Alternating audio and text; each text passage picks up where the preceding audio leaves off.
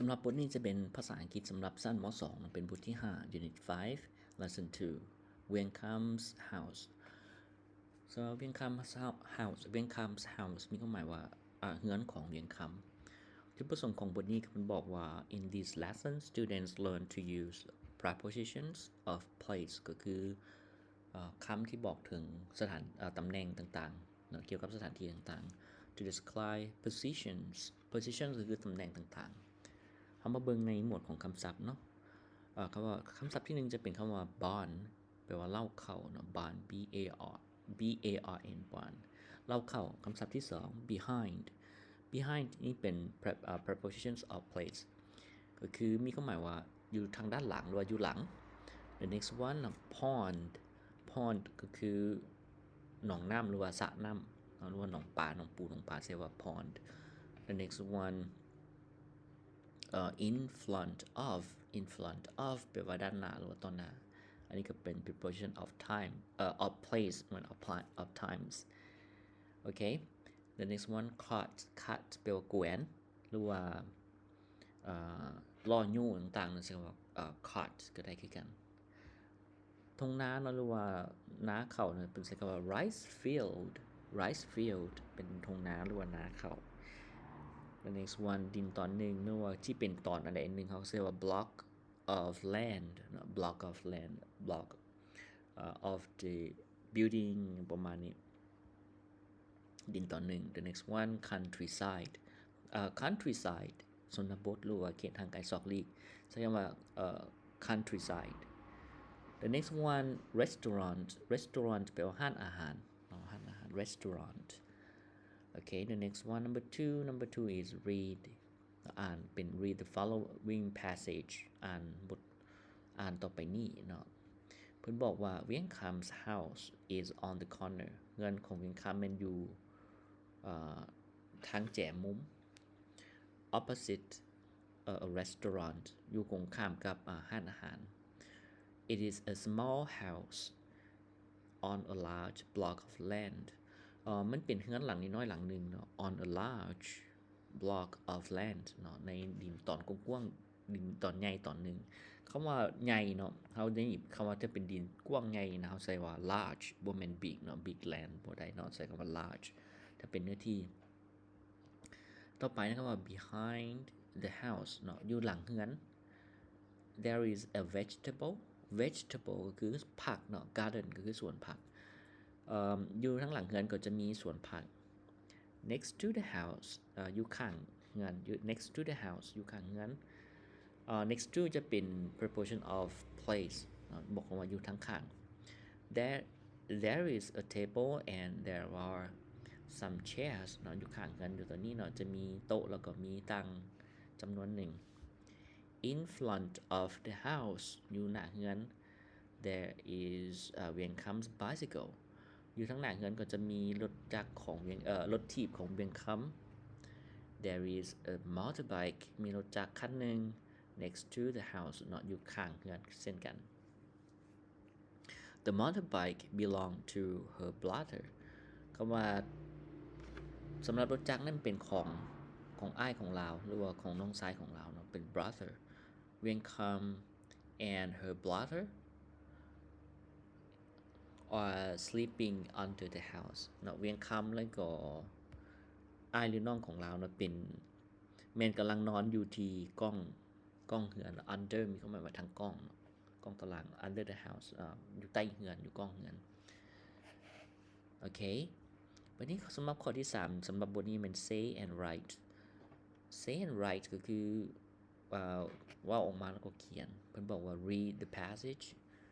in exercise 2 and take turns to say and respond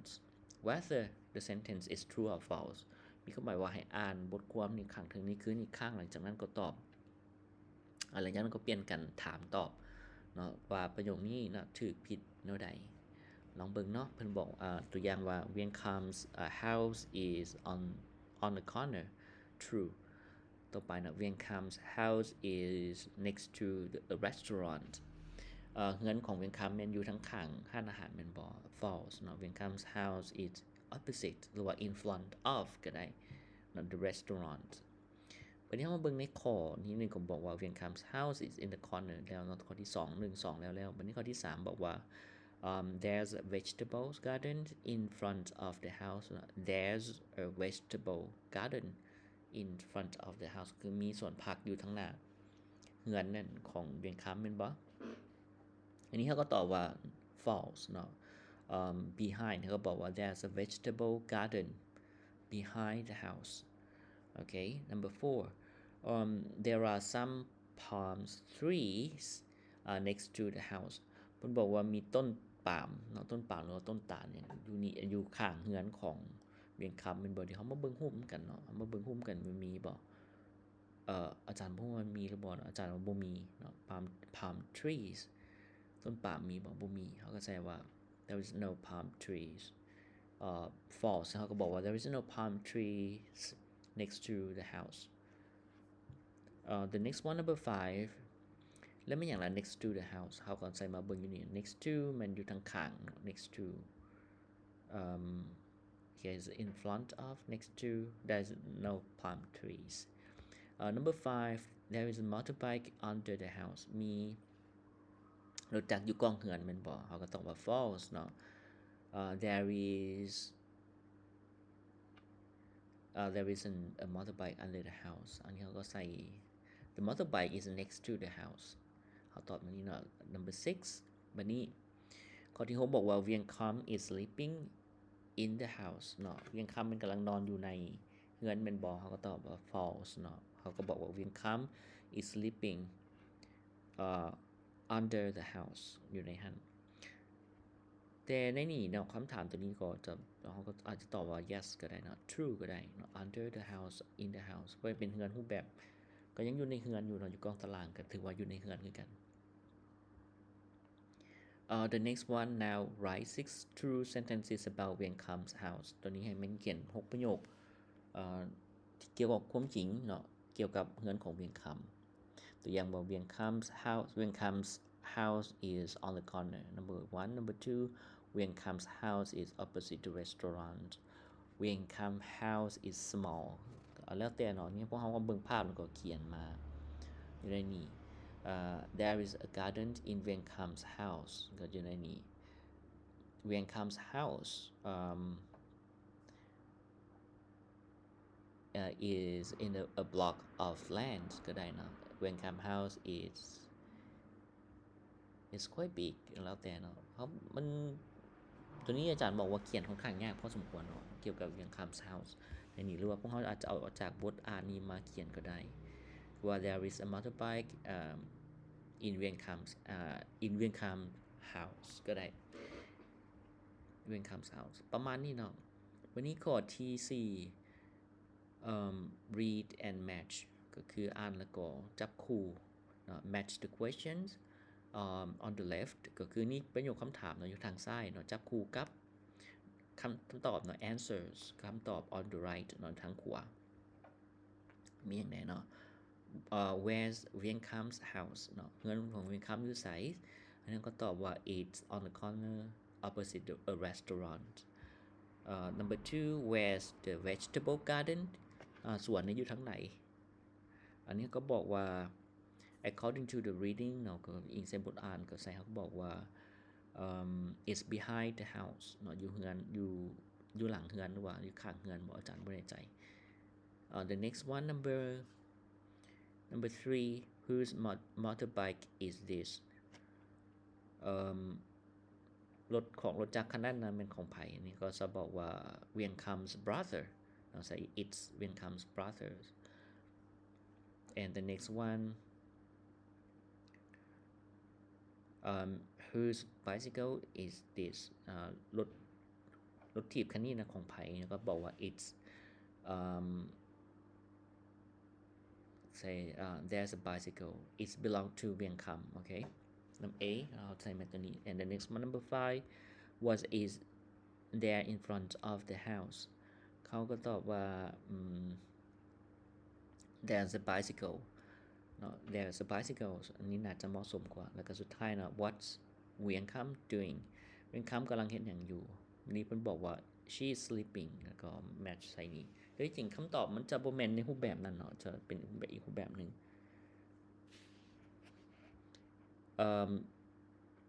she's taking a nap เนาะต้องนอนพักผ่อนว่า sleeping จะเป็นรูปแบบนอนแบบคล้ายๆว่านอนนอนกลางคืนนะนอนหลายชั่วโมงใช่มั้ย sleeping ถ้าว่านอนระยะสั้นๆเอา taking a nap จะดีกว่าบัดนี้ข้อที่5เนาะอาจารย์มาแนะนำข้อที่5เป็น practice เนาะเป็นการฝึกซ้อมบทนี้แม่นเพิ่นบอกว่า take turns to ask and answer the questions in exercise 4 in pairs อันนี้ก็ไปเปลี่ยนกันถามเนาะเกี่ยวกับถามตอบนี่แหละคืออีกครั้งตัวอย่าง where's the Viencom's house Viencom เงินของ Viencom อยู่ไสนะ it's on the corner opposite the restaurant และประโยคอื่นคือกันเนาะถามอีกต่อไปเรื่อยๆเป็นการฝึกเว้าแต่ว่าจุดประสงค์ของพวกนี้ก็คือเฮาจะใช้วิธีการใช้ in front of เป็นเกี่ยวกับไวยากรณ์ in front of next to behind under ประมาณนี้เนาะบัดนี้เฮาต่อไปนะเป็น listen and write นี่อาจารย์คิดว่าน่าจะได้ข้ามมาเป็นเพิ่นบอกว่า listen to the teachers and write the number of the correct place เนาะให้เขียนฟังครูสอนแล้วก็ให้เขียนเกี่ยวกับสถานที่ที่ถูกต้องในลงในแต่ละจุดนี้แต่อย่างหมายเลข1ก็ใส่ว่าบุญตา house เงินของบุญตาต่อไปอาจารย์ก็บ่ฮู้เนาะมันเพิ่นจะใส่อีหยังแน่ในหั่นเพราะว่าเป็นต้องได้อ่านเนาะต้องได้ฟังเป็นบทนี้ฉะนั้นอาจารย์จะข้ามในข้อที่6บัดนี้ข้อที่7จะเป็น read and complete ก็อ่านแล้วก็เฮ็ดให้ประโยคเหล่านี้สมบูรณ์ look at the pictures and complete the reading passageเบิ่งรูปภาพแล้วก็เฮ็ดให้ประโยคข้างรูปนี้เนาะสมบูรณ์เขาจะมาเบิ่งรูปภาพแล้วก็มาเขียนใส่ในนี้เกี่ยวกับ One's house เฮือนของ One's house is อันนี้ก็ใส่ in นะเข้าไปในนี้ in the countryside เราอยู่ในเขตชนบทthe house there are some rice field อันนี้เขาใส่คำว่า behind เนาะแต่เฮามาเบิ่งในรูปนี้เขาใส่ว่าเฮือนของวันสีเนาะอยู่ในนี้ behind the house เนาะก็ใส่ว่า there is some rice field หรือว่า in front of the house there is some rice field อาจารย์บ่แน่ใจในตัวนี้ใส่ว่า behind next to or in front of the house เนาะได้ทั้ง2อย่างได้ทั้ง3อย่างเลยthere is a barn and a big trees นะมาเบิ่ง there is a barn and big trees ซึ่งเขาก็ใส่ว่า behind เนาะ behind the house อยู่หลังเรือน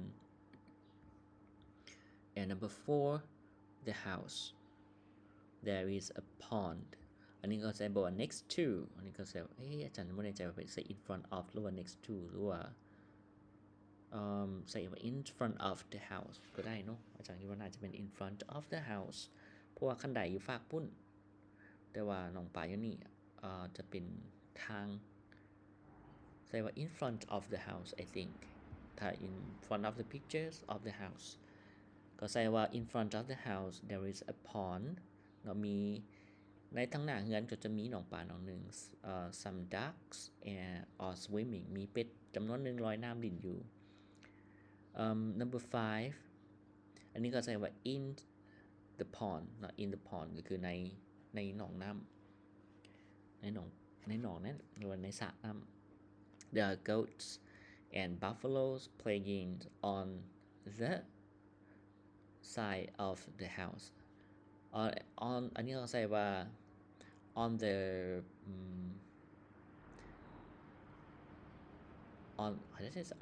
on the land on the rice field on the mud on the ground I don't know this one เนาะนี่เขาจะใส่อย่างดีbeside เนี่ยอาจารย์ใส่ว่า beside เนาะ beside of the house เนาะอยู่ทางหน้าเรือน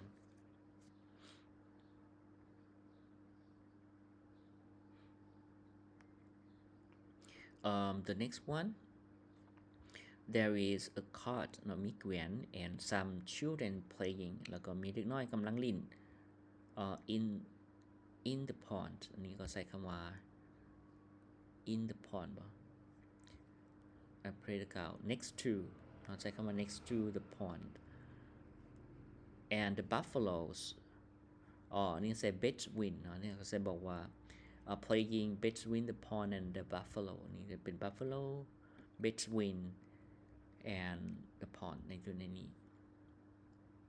นี่ตื่มคำว่า between the pond playing between the ponds and the buffaloes and the next one some children เนาะเด็กน้อยบางคน are playing